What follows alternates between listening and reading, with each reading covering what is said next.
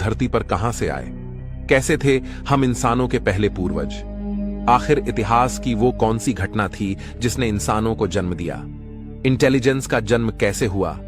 किसने नग्न घुमक्कड़ इंसानों को कपड़े पहनना सिखाया, बोलना सिखाया? कैसे अंतरिक्ष ने धरती पर लाइफ का बीज बोया? दोस्तों, आज से 3.5 अरब साल पहले पृथ्वी पर एक ही प्रकार की लाइफ थी, यानी सिंगल सेल लाइफ। लेकिन अरबों सालों के थपेड़े खाते हुए आज करोड़ों स्पीसीज धरती पर मौजूद है। हम इंसान 37 खरब से भी ज्यादा बैक्टीरियाज की कॉलोनी है। लेकिन इन करोड़ों स्पीसीज से अलग है हम इंसान, जिसमें भाषा और संस्कृति भी मौजूद है। ऐसे में इतने कॉम्प्लेक्स इंसान की उत्पत्ति कैसे हुई? वो सब चीजें जो हमें इंसान बनाती है, आखिर कैसे नेचर से हमें मिली? कैसे अरबों साल के विकास क्रम ने जीवन को एक नई दिशा दी? चलिए जानते हैं आज के इस एपिसोड में। हमारी पृथ्वी पर 3.5 अरब साल पहले रहस्यमय ढंग से लाइफ पैदा हुई।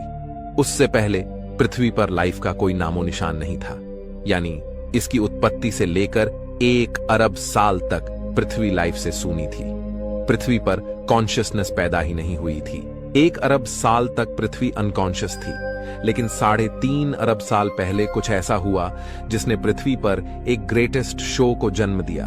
उस शो का नाम है एवोल्यूशन। जब से लाइफ पैदा हुई तब से लेकर अब तक प्राकृतिक आपदाएं हमेशा से लाइफ की दुश्मन बनी रहीं, और यही कारण है कि 5 बार प्रलय ने लाइफ को खत्म करने की कोशिश की, लेकिन लाइफ हमेशा सरवाइव करती गई।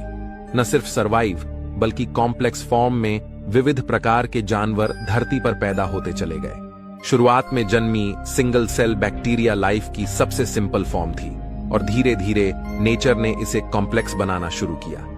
अरबों सालों में लाइफ समुद्र से भूमि पर और भूमि से आसमान में कदम रखने लगी। इन अरबों सालों में इंसान का कोई नामो निशान नहीं था।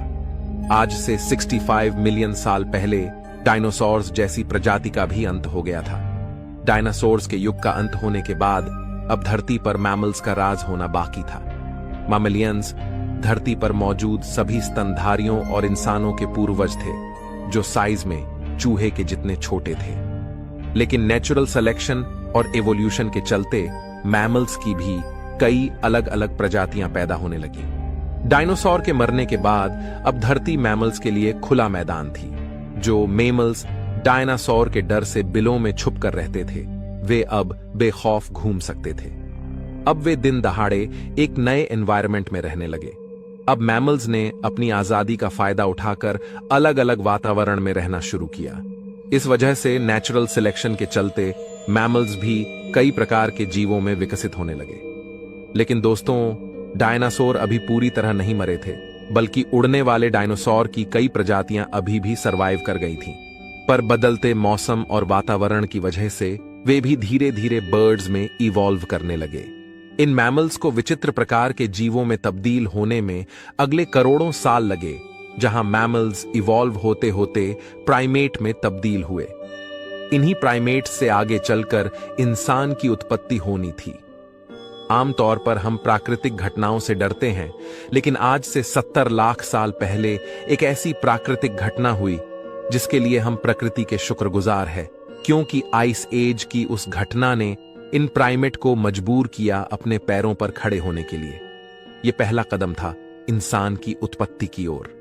इसी के साथ उस समय अफ्रीका में पैदा हुए ऊंचे ऊंचे पहाड़ों की वजह से अफ्रीका के उमस भरे जंगल धीरे धीरे सूखे और ठंडे पड़ने लगे। ऐसे में पेड़ों पर कूदने फांदने वाले प्राइमेट्स के लिए एक बड़ी परेशानी हो गई।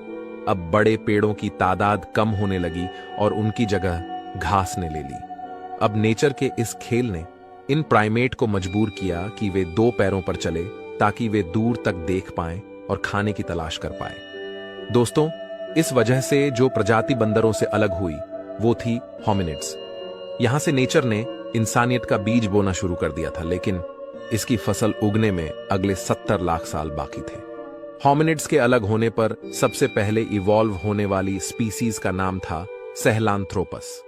इन्हें देखकर बंदरों जैसी ही फीलिंग आती थी, लेकिन बदलते एनवायरनमेंट ने इस फीलिंग को भी बदल दिया।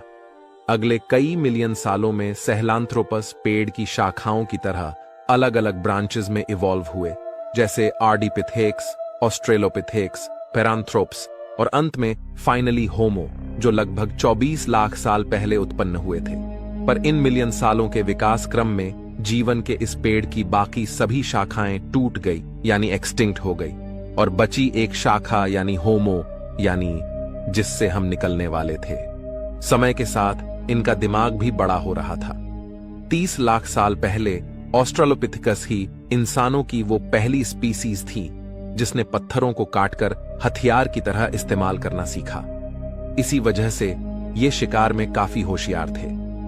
मांस खाने की वजह से इन्हें सभी न्यूट्रिएंट्स की पूर्ति होने लगी, और यह एक मुख्य कारण बना इनकी इंटेलिजेंस के बढ़ने का, क्योंकि अब इनके दिमाग का साइज बढ़ने लगा। इस तरह आज से तकरीबन 20 लाख साल पहले होमो जीनस की उत्पत्ति हुई, और इस जीनस की पहली स्पीसी थी होमो हैबिलिस यानी हैंडीमैन, जिसने पत्थर के औजारों को और मॉडिफाई किया।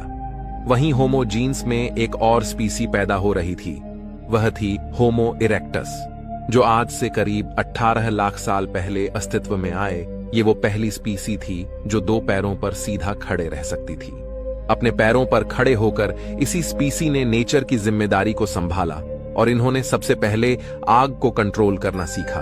यानी हम कह सकते हैं कि आग का आविष्कार आज से 18 लाख साल पहले हुआ।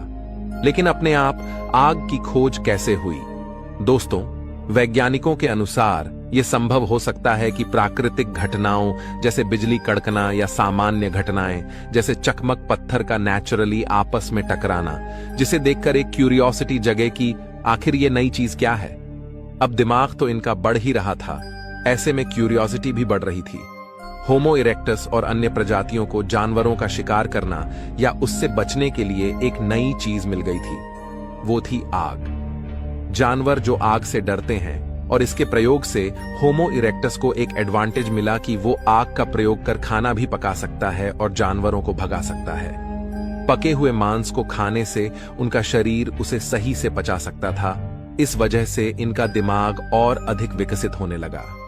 अब यही ट्रेंड बाकी होमो स्पीसीज ने भी कॉपी कर लिया और उसे यूज लेने लगे, जिससे बाकी इंसानों की स्पीसी का भी दिमाग विकसित होने लगा।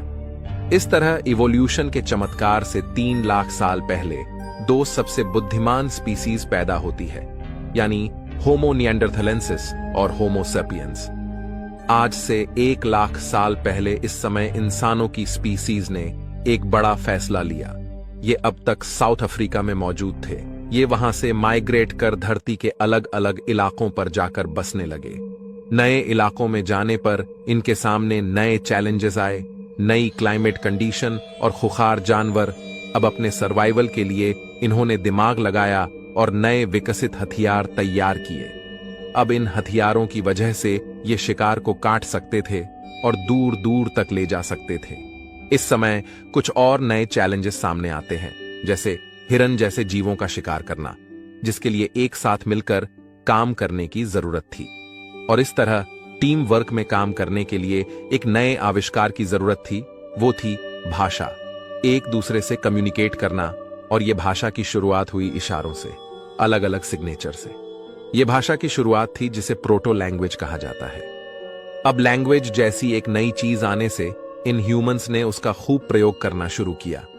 वहीं लैंग्वेज के और कॉम्प्लेक्स बनने का कारण था ह्यूमंस के बीच इंटरेक्शन, आपस में होने वाले कॉम्प्लेक्स इंटरेक्शन और डिटेल में चीजों को एक्सप्लेन करने के लिए धीरे धीरे लैंग्वेज इवॉल्व होने लगी। अब इंसान की शरीर की ऊर्जा दिमाग पर अधिक खर्च होने लगी, जिससे इवोल्यूशन दिमाग का हुआ। लैंग्वेज की वजह से ब्रेन के कॉग्निटिव पार्ट ने ग्रो किया। दोस्तों, हो सकता है कि लैंग्वेज की वजह से चुगली करने का आविष्कार भी फीमेल्स ने उसी समय किया होगा। लेकिन दोस्तों, अब तक जो ह्यूमन स्पीसीज नग्न घूमती थीं, आखिर ऐसा क्या हुआ जिस वजह से उन्होंने कपड़े पहनना सीखा? वैज्ञानिकों के अनुसार हमारे प्राचीन इंसानी पूर्वजों के शरीर पर बाल अधिक हुआ करते थे, लेकिन धीरे धीरे उनके फर लूज होने लगे। अब क्लाइमेट चेंज होने की वजह से और माइग्रेशन के कारण ठंडे इलाकों में रहने की वजह से इंसानों ने अपने स्टोन टूल्स का प्रयोग करके, वैज्ञानिकों के अनुसार आज से 1,70,000 साल पहले इंसानों ने कपड़ों का आविष्कार किया। अब इंसानों की स्पीसीज में होमो निएंडरथेल्स और होमो सेपियंस ही बची थीं और वे आइस एज के बर्फीले युग से गुजर रही थीं। और फ्रेंड्स, इस तरह लगातार डेवलप होते होते आज से 30,000 साल पहले होमो सेपियंस और होमो निएंडरथल्स में से एक ही स्पीसीज सरवाइव कर पाई। वो थी हम इंसान,